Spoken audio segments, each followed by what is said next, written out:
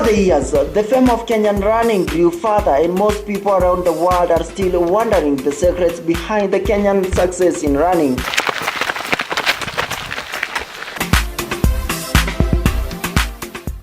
Iten Kenya, being one of the most popular regions with conducive training background, has been producing a lot of world-class runners for a long time.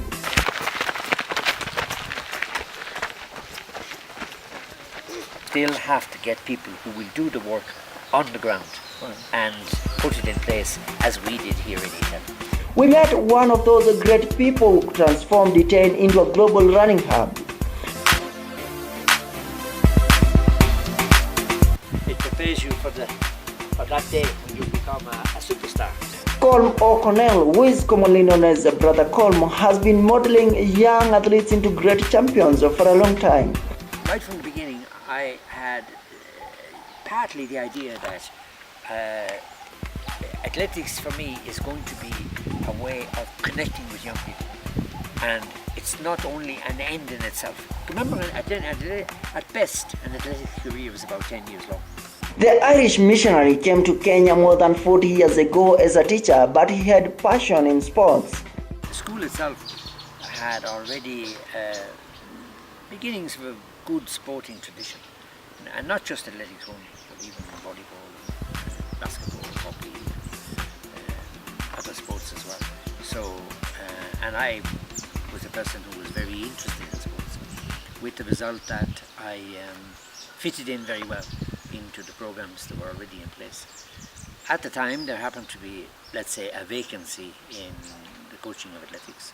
There was a young man here, a teacher from Britain,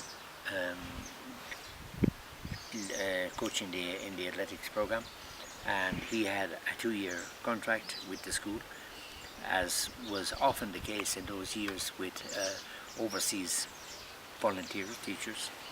So he had 1 year already done in the school, he had another year still remaining. So we overlapped for 1 year, and I learned a lot from him about coaching.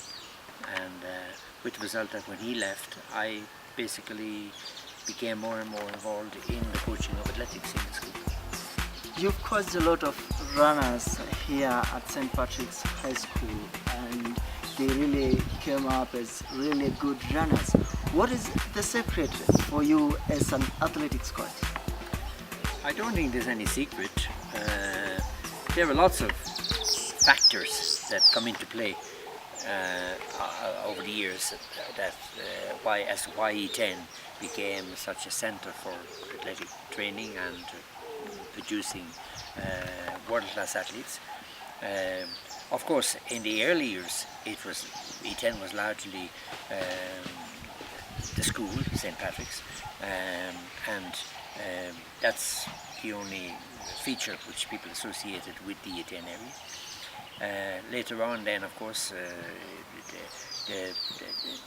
the idea of expanding athletics to the wider North Rift area became a feature of E10.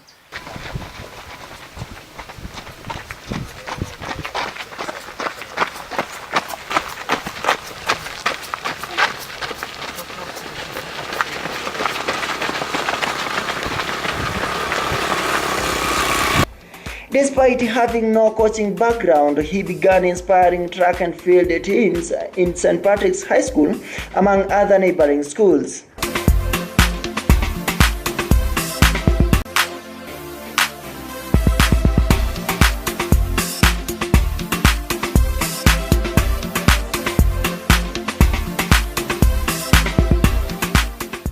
Kenya was already a formidable country in athletic performance even before I came. And so was St. Patrick's, with the result that we had Olympic champions in Kenya. In fact, 1 year after independence, in the 1964 Olympics, Kenya won their first Olympic medal in Tokyo.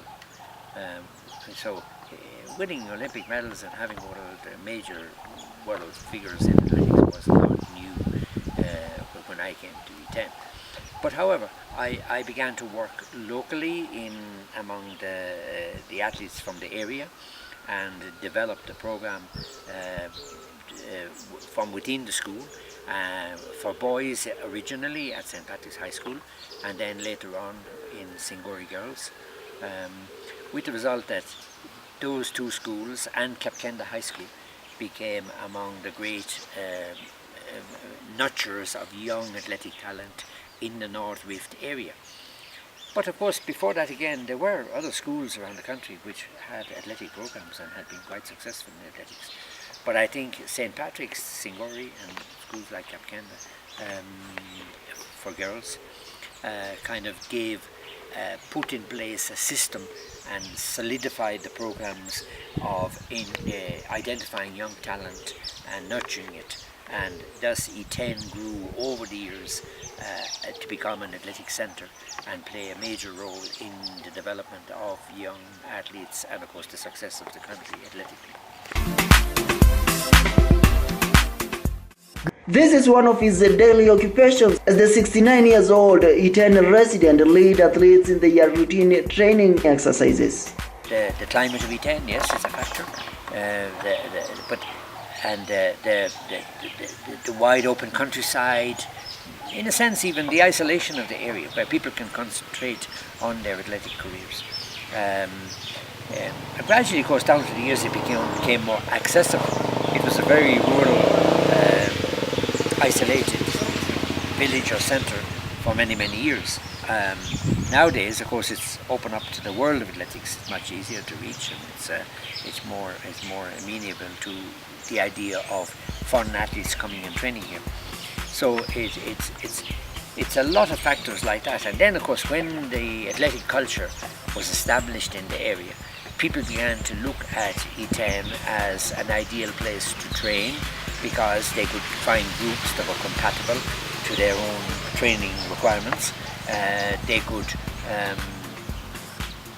because the sport became professional, they no longer had to train in their place of work, which you would have had to do years ago, because you had to hold down a job as well as train as an athlete. But now that people had sponsorship from shoe companies and winning races and prize money, they could now choose a place to train. So E10 became, a lot of the athletes had come either to St. Patrick's or Singori to school, or had grown up in the area. So of course they gravitated back to E10 to be their place of training. His passion in athletics coaching saw most of his students winning global competitions.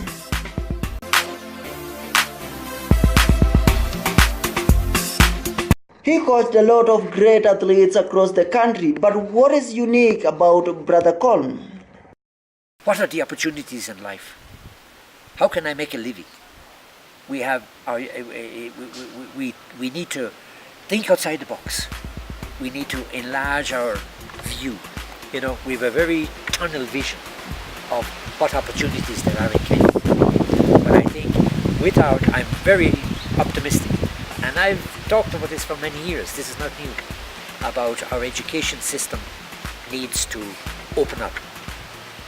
It needs to be much more flexible than what it has been in the last number of years, and give our young people the opportunity. Now, that includes athletics, it includes sports. There are opportunities, and there are things being put in place for sports academies and specialized areas so that young people with athletic talent, sporting talent, can be given the opportunity to develop those talents and those passions that they have.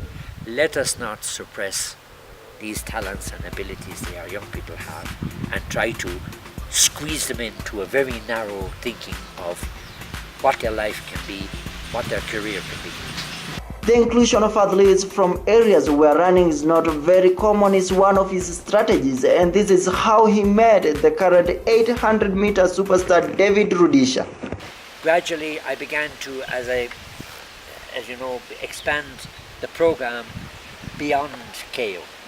I had to look to other areas of the country. So, by expanding my program and my catchment area, I was able to bring in athletes from what you might consider to be, I won't say non-athletic areas, but areas where people were not tapping talent from. For example, I went to Mount Elgon, I found Mangata and Diwa, He won the world of his country in 2006 in Fukuoka in Japan. The only, that I know of, the only Olympic champion from Baringo is Matthew Bevin, who won the gold medal in Barcelona in 1992 in the steeplechase. So now, the great example, David Rudisha, who comes from 250 kilometers away from here. Wow. I found him in Transmara, Oh, which it's is amazing. far removed from what you're talking about as the immediate catchment area. Okay, so I'm just saying that I have, in my own way, tried to look beyond what it would be considered the normal catchment area for Kenyan athletes. So now you're talking about the rest of the country. Yes, I've tried to break down first of all the gender issue at the beginning, go beyond the KO issue, and look at the athletes from other parts As of the he country. says, his joy comes when athletes succeed, not only in their running careers, but also in their entire lives. For example, athletics can also prepare you for situations of failure. You know, because going through life, you're going to have disappointments. You're not going to win everything. You're not always going to get your own way. Things are not always going to be successful. Athletics is one of the very crude ways of finding out I'm going to be beaten. I can be beaten in a race. So you prepare people also for incidences of disappointment and failure in their lives. You toughen them.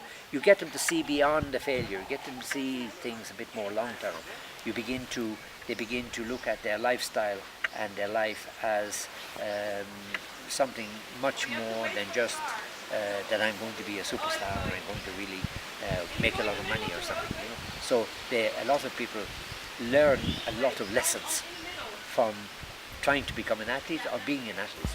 And I like to think that the way I approach the coaching of young people is to prepare them for life and not just prepare them for an athletic career. Due to his outstanding connection with young athletes for a long time, the Iten-based coach is now nicknamed the Godfather of Kenyan running. Yes, of course, if you have an elite athlete, if you have somebody that really makes a lot of money out of athletics, they can set themselves up for life.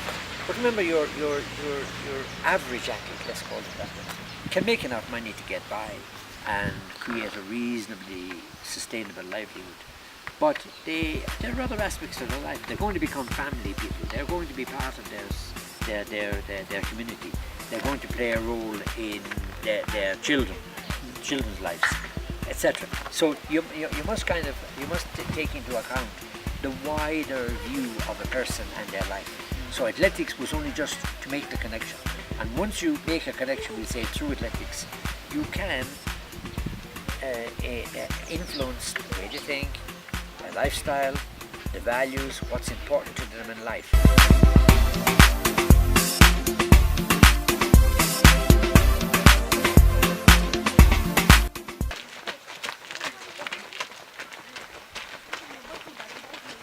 Well, Kenya is a powerful country in athletics running, but it's on the spotlight of doping cases and some of our own athletes are affected. According to the Irish missionary, this is a great challenge that can be hard to get away with. It would be very, I think, presumptuous of me to say that we're going to avoid completely the issue of drugs. As long as there's money to be made in any sport, there are going to be people who are willing to take shortcuts to success, to achievement, to recognition. That's one. All we can do in any sport is to try to minimize and give credibility to performances in any sport, and that includes athletics and it includes Kenya. So we're going to have to battle against it. This is going to be an ongoing battle. It has come to the fore in recent times because for many years there was a belief in the wider world of athletics that Kenyans were not involved in any way in doping or in any way involved in taking performance-enhancing drugs until some elite cases have come to the fore. Having been in the front leading athletes from this particular area, the Godfather of Kenyan running is now a great motivation to most people around the world. Alex Kariankei for Sporty World Sports.